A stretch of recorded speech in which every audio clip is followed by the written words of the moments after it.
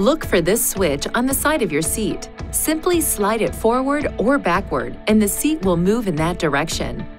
Push down or pull up on the switch to move the seat up or down, or to adjust the angle of the seat. Push this switch backward to recline the seat, or forward to bring the seat upright. If so equipped, the Power Lumbar Support feature provides lower back support to the driver. Use this switch to adjust the seat lumbar support.